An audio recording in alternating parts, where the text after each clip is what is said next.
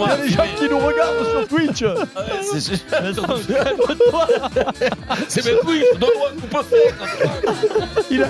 Bon alors on va reprendre nos esprits puisque la vidéo de cet extrait radio est interdite aux moins de 18 ans, je vous en dis pas plus, parce que ça te rappelle les soirées Stade français probablement. Eh oui. Alors je comprends pas quand il passe aux soirées Stade français, il se met le micro dans le moule. Alors moi je veux comprendre ce qui se passe. Alors, on va parler de Gala, pourquoi ? Parce que Gala nous a accordé une interview. Arnaud Valadon, bonjour. Bonjour les SMS. Donc, c'est notre prix du cœur, 47 ans, son tube Freed from Desire est repris par l'équipe de France et la chanteuse italienne est devenue fan des Bleus. Et ça donne ça, Lloris, Griezmann, Tchouaméni, Pavard et compagnie sur la table et dans le vestiaire. Kylian Mbappé finit même par monter sur la table, rejoint Ousmane Dembélé, Rabiot. On est dans le vestiaire juste après la victoire 3-1 contre la Pologne et à chaque victoire des Bleus, c'est le même rituel, c'est cette chanson qui est diffusée, de vraies belles images de joie avec un peu de yaourt dans les paroles quand même, parce que c'est Freed from Desire, Minds and Senses Purified, traduction libérée du désir, l'esprit et les sens purifiés. C'est pas la première fois que ce tube est repris dans le sport, le 15 de France ces dernières années, lors du Grand Chelem. Il y a cette musique qui est jouée au Stade de France lors de la dernière tournée également. Mais alors, comment l'équipe de France s'est appropriée la chanson ? C'est Aurélien Tchouaméni qui en est à l'origine. Sa confession au micro du diffuseur TF1. Au début, Kama, il avait le téléphone et son téléphone était connecté à l'enceinte. Il met une musique. Non, ça c'est pas le genre de musique qu'il faut mettre, mais cette musique-là. Et après, tu vois, ça a créé la vidéo, donc je suis plutôt content de mon coup. Là, c'est des musiques qui sont en train de revenir depuis quelques années. Tout le monde connaît cette musique-là, donc je savais qu'à partir du moment où je la mettais, ça allait créer un petit truc.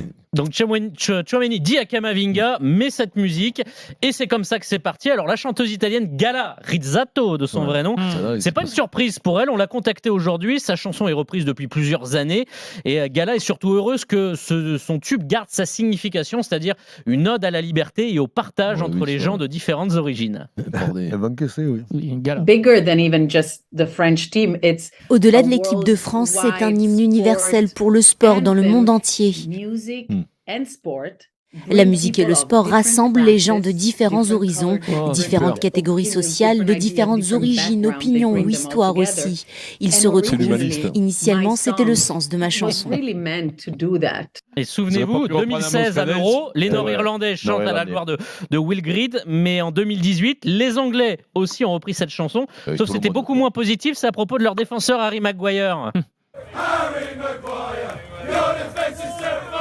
Harry Maguire, ta défense est épouvantable. Le défenseur de Manchester United est raillé depuis de nombreuses années par ses propres supporters à Manchester, mais également par l'équipe nationale. Ça, c'est bon, ça. Non, mais c'était surtout. Qui chante ça, en réalité, c'est le mec qui a repris ça.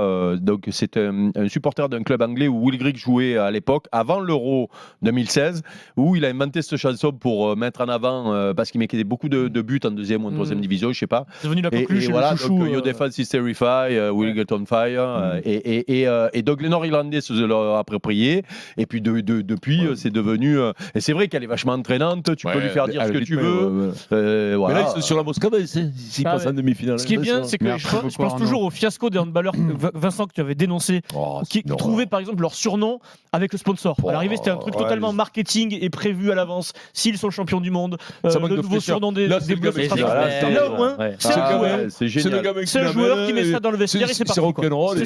C'est génial. En 2018, il y avait eu VG Dream ramener la coupe à la maison. C'est pareil, c'est devenu aussi du vestiaire qui avait entendu cette chanson avant. Mais bon, le mec il a fait dans le but commercial. Mais les joueurs l'avaient entendu un peu avant que ça explose aussi. Ouais, mais bon, il sort sur la victoire de l'équipe de France. Là, c'est carrément, c'est comme un Louis Survive de Candela qui met ça.